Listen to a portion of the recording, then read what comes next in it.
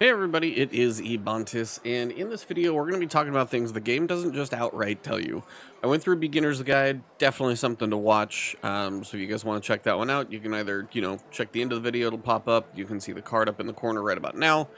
Either way, this video is going to be covering more subtle hints and things that I've noticed as I've been leveling them up to 13 now, plus my time in the server slam.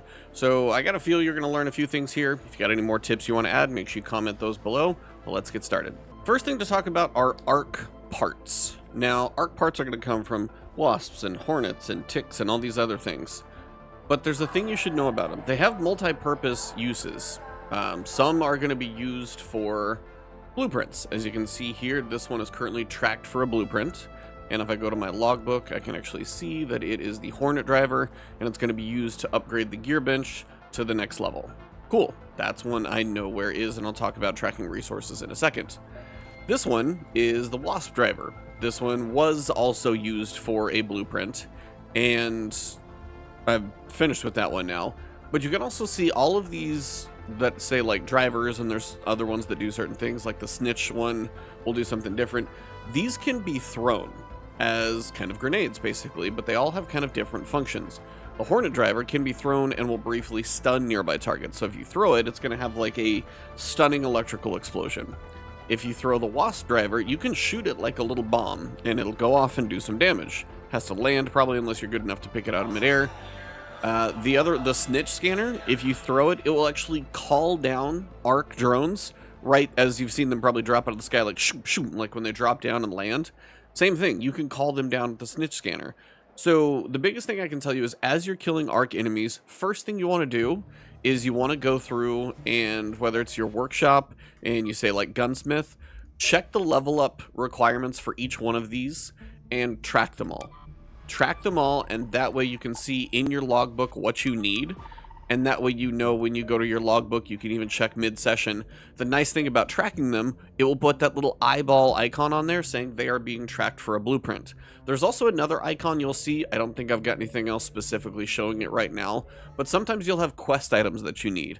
They'll have a little icon up in the corner too. If you see a little icon on the corner of an item, it is something you either need for a blueprint or a quest, and it is something you should make sure that you save and like prioritize it in your stash. If your stash is, your backpack's only doing okay, and then all of a sudden you're like, I have a little private spot here, nothing great in there, save that thing that's actually got a purpose, a blueprint or a quest or things like that. So that's kind of the thing. Arc parts, very cool uses, multifunction. There may be some other ones later on. Like I actually got a Hornet driver, or the Rocketeer driver. This one only is going to be used for a blueprint. It's not going to actually be thrown. So they're not all the same, but just pay attention to the ones that are. It's nice to have some of these kind of miscellaneous type grenades that you can pick up on the fly and use. The next thing is going to talk about the free augment. It actually does something very cool. One, cannot recommend free loadouts enough. Going to a new destination, going on a night raid, maybe you're going on a solo run just because you don't have your friends with you, or you want to experiment with solo, which I highly recommend, by the way. Solo has been a great experience. It's tense. I found a lot of friendly players with the little voice commands. I'll show you those a bit later. But a free load is a great way to go in low risk, and if you extract, hey, you get some more stuff that you can either sell for money or otherwise. But the free loadout does something cool. If you go on a run with the free loadout and you come back and extract, what you're going to be able to do is you're going to be able to go to the trader, and I got to find the right one. I think it's the clinic. And you'll notice there's a copy of these like Combat Mark 1, Looting Mark 1, and the Tactical Mark 1. There's a copy of them. Some of them have a coin price of 1920. The others have one specific item that you need, and it is a free loadout augment. So if you can go on a free run and bring that loadout augment back, you can then turn around and exchange that. Especially the one I would probably recommend is the looting augment. And it doesn't cost you anything more than just the augment. So it's a really nice way to like go do a free run, come back and now do one with the looting augment. If you survive again, guess what? Now you're able to like have more stash space. You've got that safe pocket on you, and you've just got a better setup going in.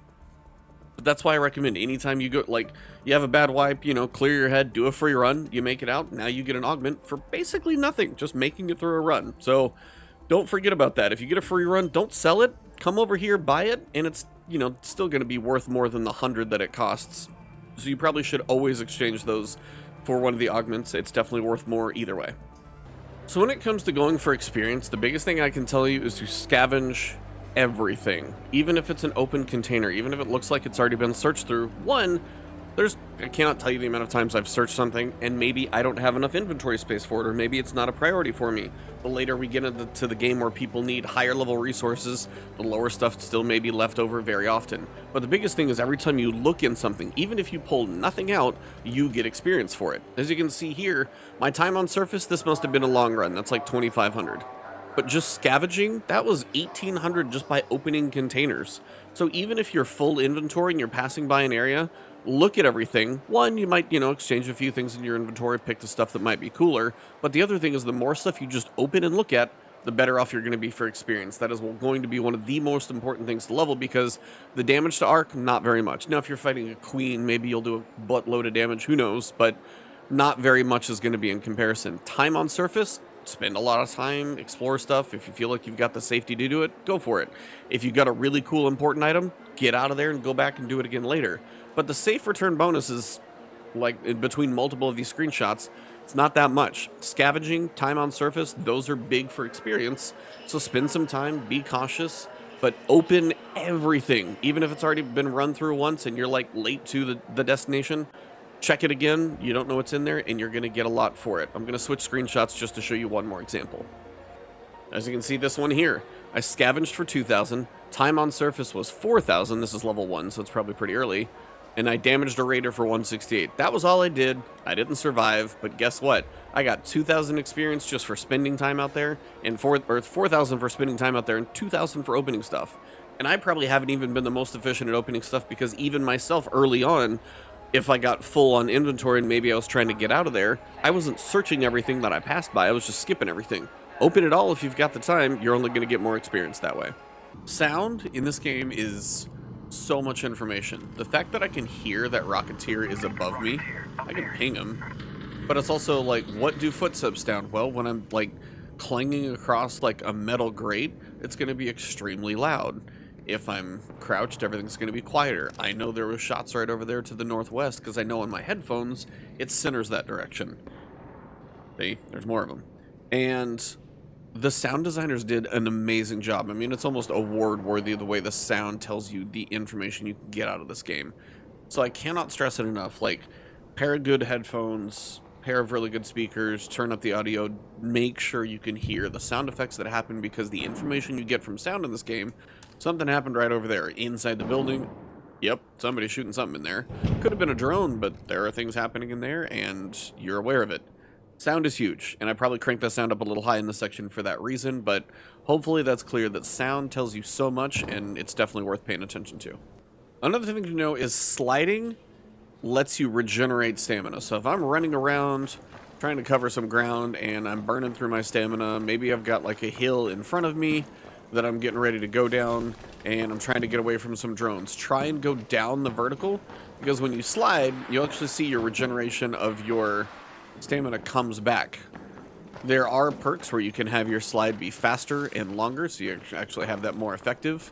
I have it to where moving is less stamina and I have a bigger stamina pool, but knowing when and where to slide is crucial, and I want to show you this prime example right here.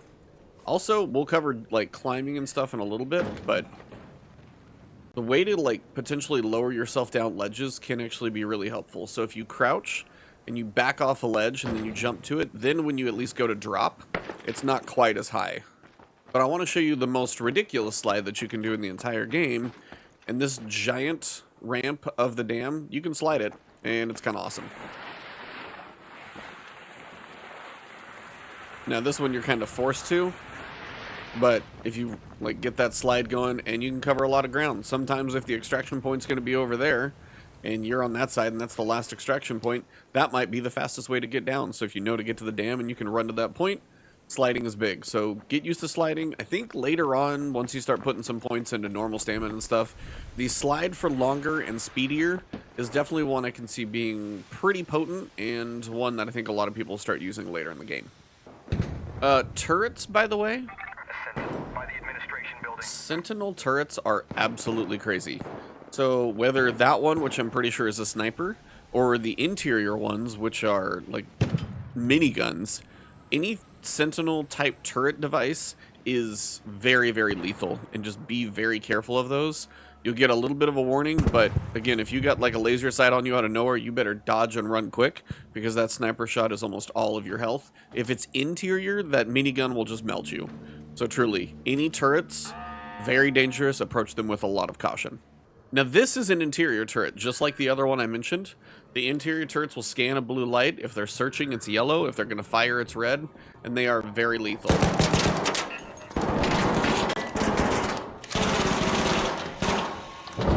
Like, that thing will absolutely mess you up. So if it's red, you got to be careful.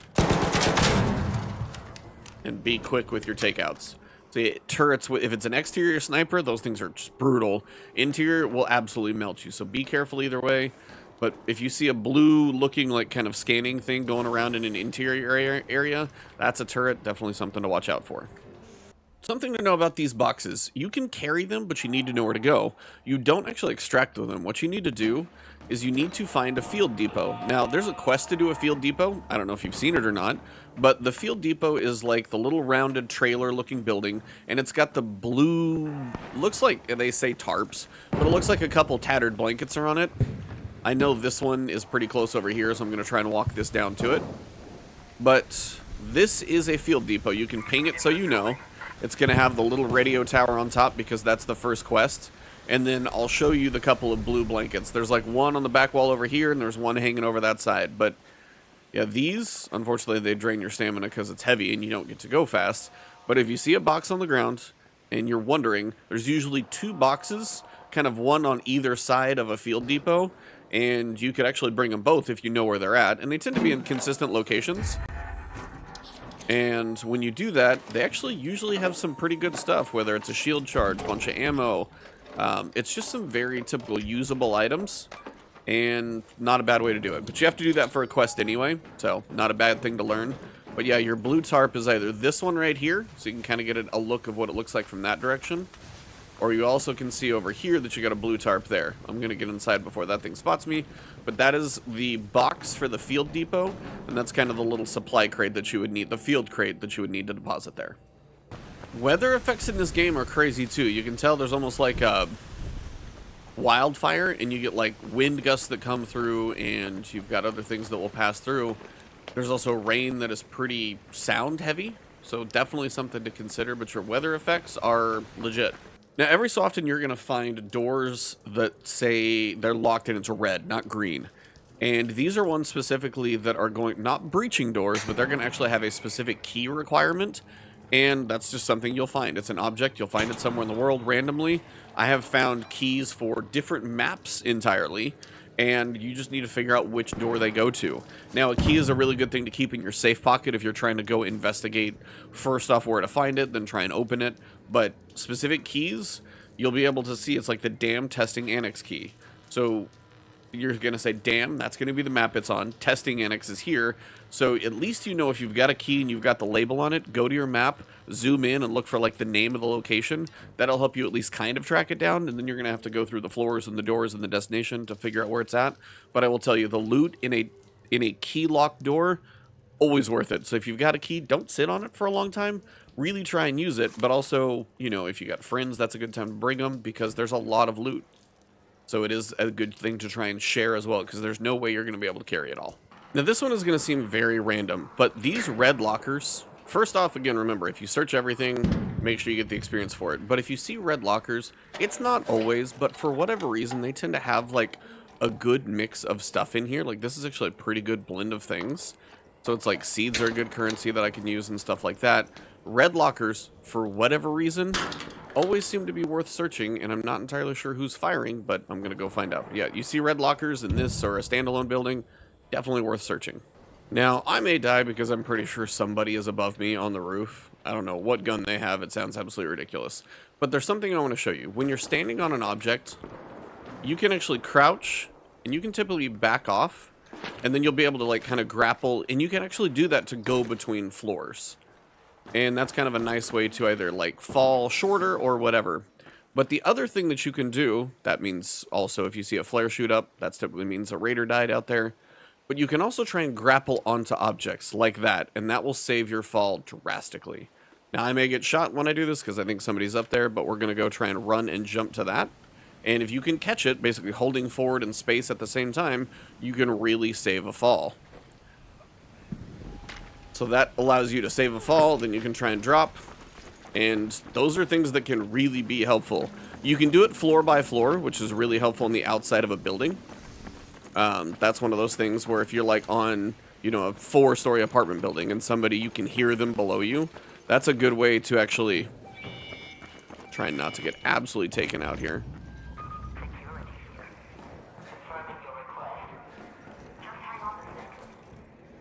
That ability to go between floor and floor, it can be really helpful. I'm going to try and get to like another load in. But when you do that, what you'll notice is this is actually coming up. Okay, currently this is at 0, but we're flashing and making noise. This one could be closed, so this could be completely pointless. If I got here in the minimum amount of time, this might be a little broken. If it works, then I snuck it in under the absolute wire. Yeah, I must have actually started it right before the timer. Yeah, because it's there, so I'm going. I'm going to run. Also, a thing to know is if you get, like, downed, you could be completely on the ground and you can actually crawl your way in here, half alive, activate the terminal, and that's actually a way to still get out of here as long as you have like an inch left of life. If you can get that activated and like this animation finishes, you can still get out of there just in time. So even if you're downed from like say arc enemies or something like that, and you're trying to like crawl your way to the terminal, keep crawling. It's definitely, you still have a chance. Okay, this is just a little thing to pay attention to. I'm going to turn up the audio right now because there's a clicking sound that's going to be going on. And that sound is a raider cache. You'll hear it as you get closer to it.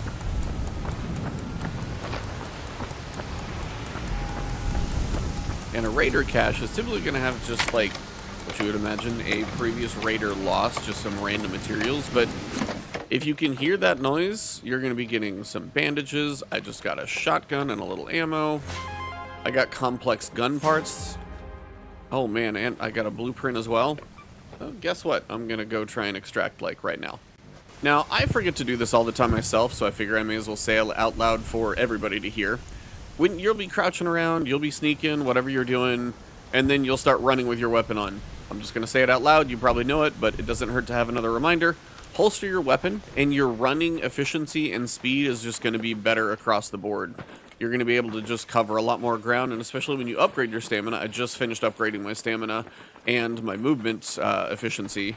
You're going to be able to cover a lot of ground just running if your weapon's not out. So don't forget to holster your weapon, just a quick reminder. Alright, so the next thing I want to explain is sometimes you're going to be on a multi-story building, and this is just the first map. I know there will be more as it goes. When you're in a building like this, you have a couple different things, because as you move around, as you run around, you make a lot of noise. You might then hear footsteps below you, and you'd be like, I need a way out of this building, and I don't want to go face somebody just camping the bottom of the stairs. That's not fun. So what you can actually do is if you've got something to like grab on below, you can actually jump down a floor, and then pretty much what you do is you can crouch to control a little better, turn your back, and then as you fall, you can kind of grab the ledge or fall down backwards and work your way out. So it's a way for you to go from like the very top, like I'll run up here again so you guys can see it. And it's a way for you to change levels, maybe at least soften your fall if you have to jump off a crazy top of something. And you can also jump to other things too. So like here, what you'll see is if I got a window to fall to, I can crouch, kind of back up a little, make sure I'm in the window frame, and then I can grab this one, jump up, and then back off again, jump on here, and as long as you're fairly close, you'll be okay. But the other thing that you can do is you can actually go for kind of a crazy leap and see if that will actually let you kind of clamber onto an edge of something and save your fall. Now, I don't know if it's going to save you from like a 20-story drop. You might still take some damage or you might still die, but if I can make it to this, say, that parking garage, and I can catch that, that's going to save me a fall. So it's a really good way to change levels especially if, say, like, you know you're kind of stuck in a building, you've got an exterior exit. Sometimes it's worth the fall damage if somebody's just camping a doorway. So it's a cool thing that you can do. The move, like the ability to grab ledges and random things in this game can really help you to get around places you might not otherwise. And then when you get into zip lines, it gets even crazier. So have fun with the jumping around and grappling on edges, but that's a pretty cool one right there. Now, one of the things to notice is when you're in a raid, like when you're topside, you can salvage things. Notice I'll get 3 canisters for this bicycle pump, or if I recycle this power cable, which I'm going to keep because I need it for a blueprint, I might get 3 wires. But if you can get back to Speranza, one, you have the option to sell it. A lot of blue stuff just starts selling for 1,000. You may be able to break it down into more parts, though, that you might need as well. So salvage in mission, sometimes you might be like looting a container and be like, okay, what's in here? I can loot a container and I can salvage... You know, I can salvage the duct tape into fabric if maybe I've got a stack of fabric over here, but maybe this won't fit. It at least lets me get something that way, which is never a bad thing. So it's one of those things that, like, you may need to consolidate inventory, and in a moment, salvage may help you in the mission. But if you can get something topside, you get a chance for either money, more materials from it, and that's just the recycling is always going to be more, like, better value. But sometimes in a pinch, you just need to salvage, and that's something you can do in raid as well that it doesn't totally tell you. So both are good, but if you can get back to Speranza with something, you'll have more options and likely more value from that item. Just to show you the difference once you get back into Speranza, say like the bicycle pump, remember it was only going to be some canisters or something. Now you get metal parts and canisters. Or the other option, as I said, I can sell this thing for 2,000. Now, if you're ever curious, you can come in here and see like the 10 metal parts are worth 750, canisters are worth 1,200. So we're just under 2,000, but pretty close. But if I'm good on canisters and I'm good on metal parts, even though metal parts I'm using for guns lately, so those I'm probably not as much on, I might just sell it. And that's one of the ways I've made a fair amount of money. But at this point, I'm actually going to break this one down because I can use both of these and I can still sell them later for basically the same value. So mod components or whatever it may be, anything with the little diamond icon truly can just be sold. It's a trinket. It's just for money. But when it comes to salvaging like a candle holder, if I was in game and I was going to salvage it, it was only 4 metal parts. Well, now it's 8. So there's always a benefit to salvaging. You get the option to sell, your call, but that's the difference between the two. Now, when it comes to being a solo player especially, but groups, you can try this as well. I'm just sure groups are a little more keen on the PvP aspect, but a lot of the solo players that I've seen so far, the majority are friendly. I've been taken out by plenty. There's going to be some PvP, but I would say the leaning pretty heavily majority are like, hey, let's team up. Let's have a successful run. Couple things. You need to get used to your, like, audio emotes. Things like, don't shoot, don't shoot. Don't shoot. If you get somebody to beat up, you can say, hey, team up. Do you want to run next to each other and maybe help each other out? Maybe you want to do something. Let's go. Point to each other. You've got these emotes that you can do. You can change the loudness to loud, subtle, or automatic, depending on the situation. But I will tell you, if you don't want to do proximity chat, that's fine. Shoot. Proximity chat really can make the game quite a bit of fun. You can chat with each other while you're playing. It's kind of a cool thing to do. But if you're not one keen for proximity chat, and I know not everybody is, at least using these, especially as a solo player, can be absolutely awesome.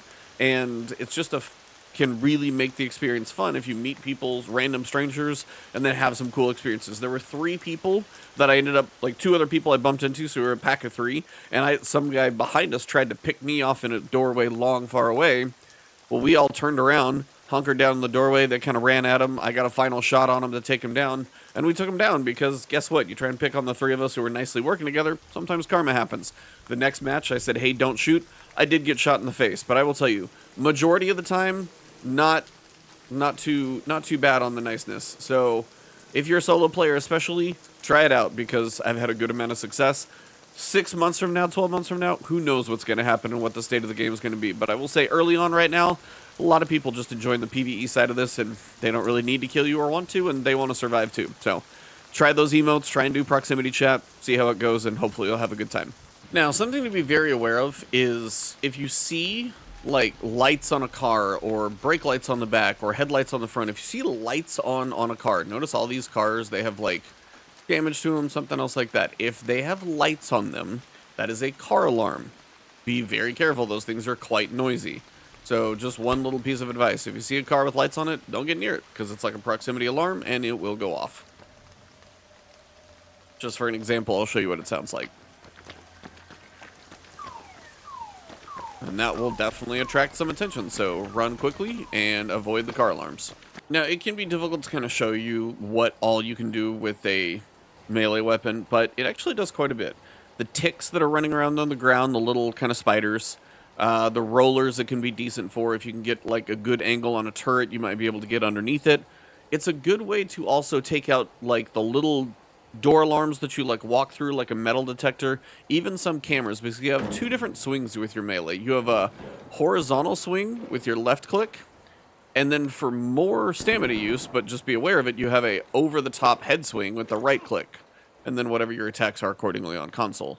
But you can, you can use it to like actually, attack some of the drones if they get close to you, because sometimes they'll try and come inside buildings. Don't forget about your hammer. It's a good way to save ammo. When you get some of these overhead swings, those drones don't have a chance. Also, a crazy thing, if you ever want to try it, you can actually jump on a drone if you ever get lucky enough to do it, and you can ride that drone around. It's going to try and figure out where you are, even though you're standing on top. But if you're standing on it, you can also hit it from above and take it out that way. Just be careful how high in the air you are. But yeah, your melee, don't forget about it. Actually has some pretty good uses. Ground enemies, things like that. Stuff that you might want to hit overhead that's a little higher, use that click, the right click instead of the left. But it actually has some uses. Good way to save ammo, be a little bit quieter. Maybe there's like a proximity metal detector or something. You can actually whack it right there just at like, level or over the top. Try both swings if you want to be sure. Just try both over the top. And at least that way, you've got a pretty good chance of conserving ammo, making less noise, pretty much all good things. So there's a beginner's guide that I already made. You can, again, find the link at the end. It was at the card in the beginning. Check that one out if you haven't seen that one. But this is more, hopefully, things that the game doesn't obviously tell you, but I've learned by putting in some time, trying to gather info and scour the internet as well. Hopefully you found this useful. I'm going to do a skill tree deep dive if you guys are interested in knowing kind of what I'm going for and why, if you guys want a full breakdown on that one. And let me know what you want to see next from me on this one. Between my level, I'm getting close to where I can actually look at things like your trials, give you a little explanation there. Expeditions, that's not really going to happen for like 6 weeks or so. But we've got stuff coming up. Let me know what you guys want to see, and hopefully you've learned something, hopefully quite a few things from this video. Subscribe, like, drop a comment if there's something other cool that you've learned from the game that I don't know yet, and share it with the class. So thank you all, have a good one, and thanks for watching.